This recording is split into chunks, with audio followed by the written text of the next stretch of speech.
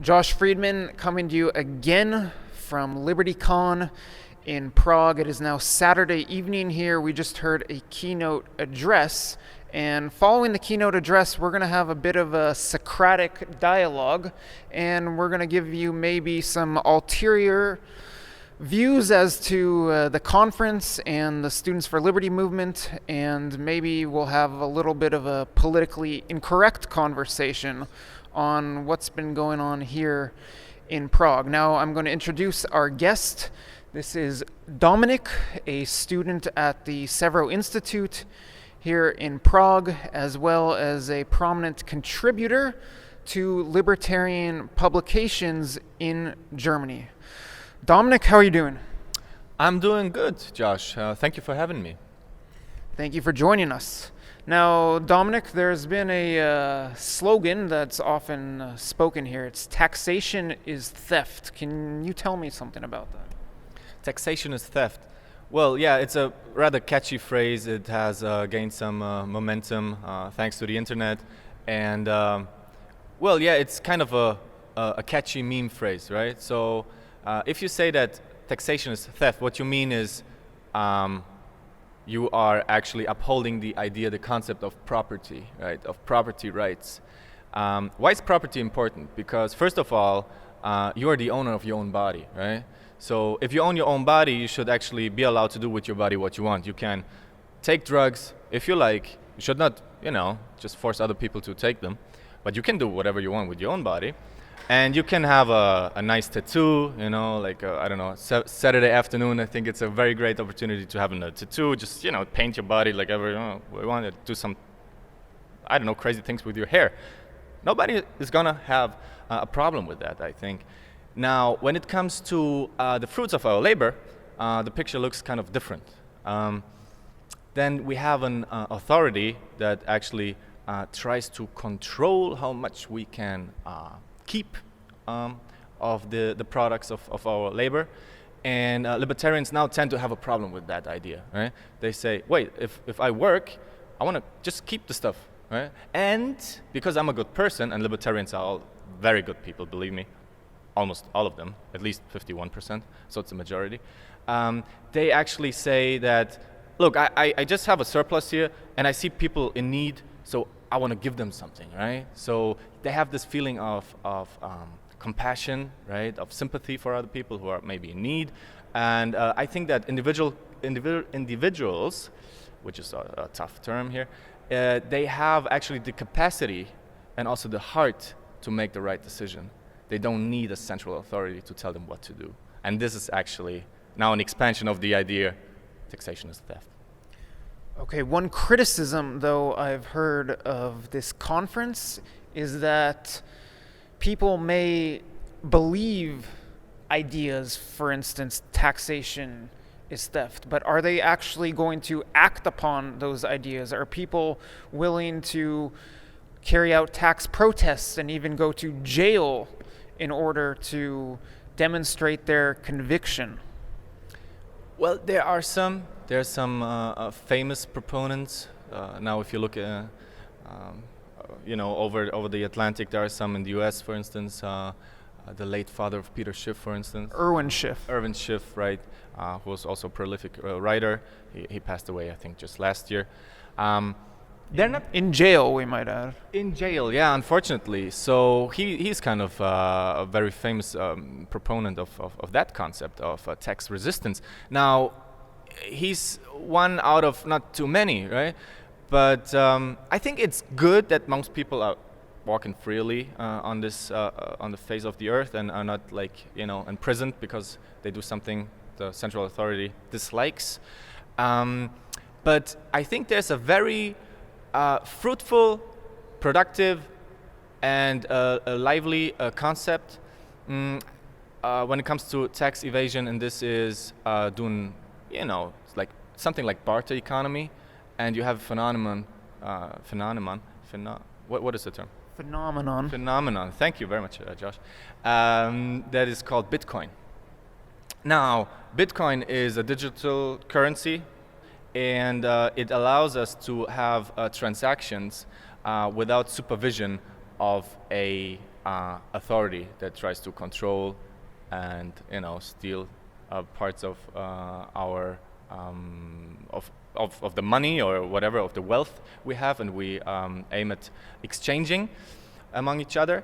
So there are really good ways of tax evasion that work. Tax avoidance, I might say. Tax avoidance is legal, Yes. whereas tax evasion is illegal. Exactly. So that's the good form of tax evasion. It's tax avoidance. That's true. Now, Bitcoin. Actually, some parts of the world have shifted towards accepting Bitcoin as a medium of exchange. There are some parts of Switzerland that have passed legislation allowing that. I think it's in southern Switzerland. There's a region that allows that, and we're seeing that this is actually a very growing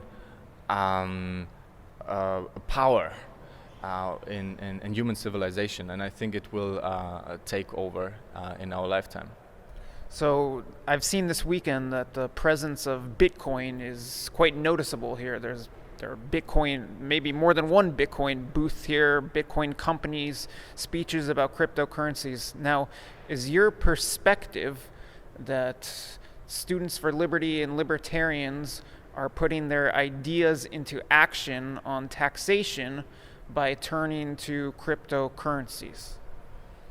Well, yeah, cryptocurrencies. I mean, of course, cryptocurrencies are most famous with libertarians. But you can also see that, as I pointed out, there's some, little statist entities that actually allow the acceptance of Bitcoin, or actually accept Bitcoins actively. And well, there's also competition in the digital currency world. I mean, you have so many so-called altcoins. As you have the AltRight, you also have an alternative to Bitcoin. I think over 200. They're not really. By the way, we'll be discussing the AltRight in a little bit. Oh, okay, cool. So, yes, digital currency. I think it has been very fashionable with libertarians, but it has the potential to become mainstream because of its. You can apply it easily. All you need to have is a smartphone or internet, functioning internet connection, and you can actually just exchange things. You can pay. You don't need cash, and I mean, it's not a word on the street anymore. It may become a reality that cash will actually be outlawed, right? We see the emergence of a cashless society, but at the same time we have an alternative that actually works, and this is digital currencies, and they are not in the scope of the state. They have a really hard time tracking what's happening because you have the blockchain technology that's behind it. You know it much better than I do, I guess. And this is anonymous, and it's decentral, and this is the very future, I think, of currencies. All right, I'd like to redirect us a little bit back to this conference and this movement and some of the critiques of this event and this organization. Now, I've heard someone float the question that if there's so many libertarians gathering here, and if libertarians are such a threat to the state, why is it that they're allowed to hold this large event? You're referring to the state? The large conference of libertarians, this large gathering of libertarians, is it a big threat to the state, or is it not? Well, as Jeffrey Tucker pointed out in his very nice speech that was terrifically received here, what is very powerful are not so much, swords and machine guns. What's most powerful is ideas. This famous quote, and I think it's very true, because at the core, the foundation of every movement is an idea, right? So it starts with an idea. Even the state starts with the idea that we actually need a central authority that directs or delegates the way we behave, the way our institutions function, and so forth. So ideas are essential, and they are discussed here and they are promoted. Now you have a lot of, like, let's say, hardcore libertarians. Much of what is said is not really new to them, but people bring friends. I brought a colleague here, and what I can see and what is so amazing is What colleague? Here my colleague Aurelie. We okay. both are working here in Prague. She's doing an amazing job, by the way. Who? Here my colleague. Okay, never mind. So yes, so ideas are very, very, very important. And what I like about the conference here is that it's promoted in a very effective way, in a very vivid way. And people can just connect to the basic concepts, and they can make sense of it. Is that a threat to the state? Is organization of libertarians and promotion of their ideas an existential threat to the state? And if so, why is the state not shutting down this conference? Well, first of all, the state is not really smart. It's not run by the smartest people. I mean, there's some very smart people, of course, but the state also has the tendency to screw up things. Now, the state is very good when it comes to destruction, mass murder, warfare. They're doing a horribly good job at doing so. But when it comes to doing really intelligent decisions, they mostly screw up. And I think this is why they cannot perceive the real threats posed to them. And now what this organization is doing, they're just given a platform, right? So people come here, exchange, and this is the most powerful thing you can do, is interacting freely, And this is something people cannot take away from you. You have a mouth to talk, you have ears to hear, and there's no law against that. So we're always free to say whatever we want. Of course, you can, entertain some legislation against it, against free speech. Now we have it in some parts of the world, even in Central Europe, unfortunately. But there's nothing as powerful as the free word. Let's hit on that topic of free expression. It was something that came up during the keynote address. Tonight, the keynote speaker was defending the idea of free expression, even to the point where saying that it's all right to welcome in academia perspectives that are very anti-liberty. However, there is a critique of this organization, this conference, that you cannot find a variety of perspectives here. Do you find that to be the case, and can you speak to that? Oh yeah. Well, it's true. The number of classical Nazi and communist speakers here at this very conference is quite limited. Now, this is true. How many Nazi and communist speakers are there at this conference? I haven't met that many, so I would have a really hard time counting here. But, the point is that this is a platform for liberty-minded people, right?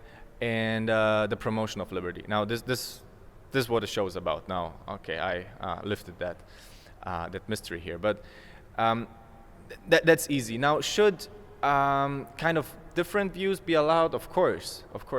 The question is only to which extent is it interesting, Because if you wanna listen to socialist professors, just go to the next faculty you have, to an ordinary a class or a lecture, and you will have a great chance that you will actually listen to something socialistic or non-libertarian. Well, isn't controversy interesting?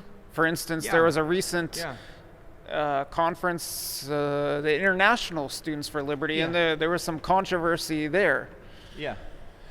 Okay, I haven't attended it, But my background is I'm a historian. And if you look at the history of the liberty movement, and Hayek played a great role in its advancement and its evolution. You had the Montpellier. We have a French guest here, so I shall not butcher the name. It's a Montpellier Society. Is it correct? Oh, good. So actually, it was in Switzerland. So, anyways, we can also stick to the English pronunciation, Montpellier Society.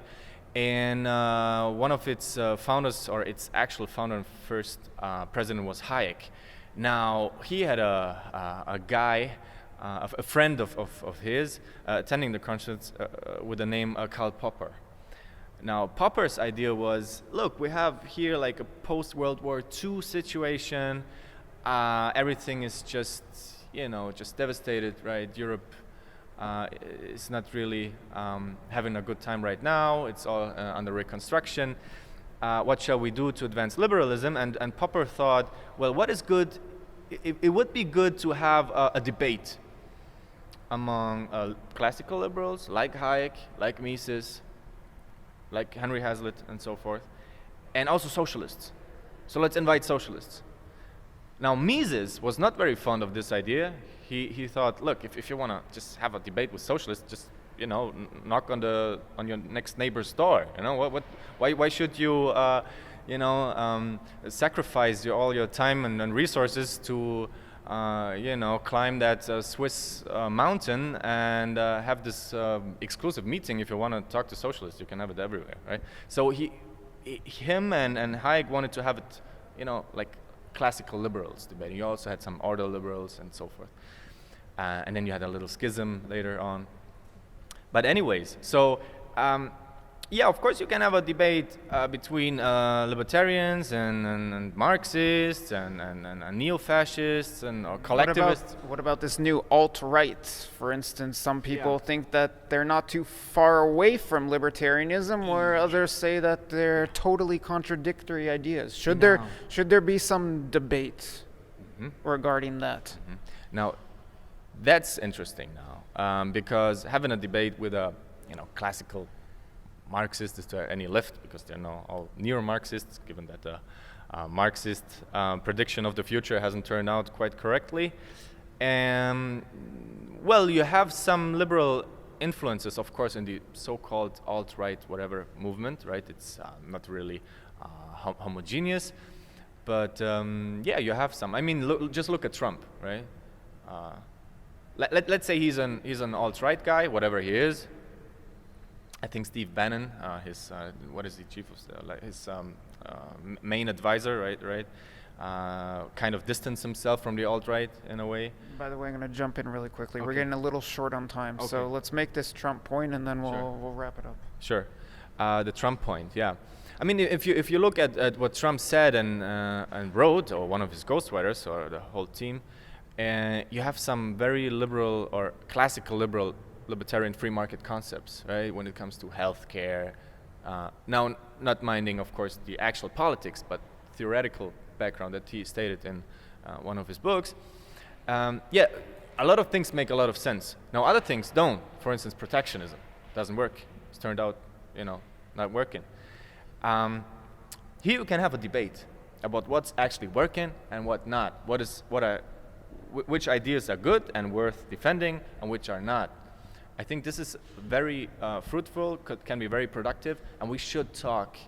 And now the relevance here is we have Trump in the White House, so we should talk to him and his base, his people, right? I think this would make sense.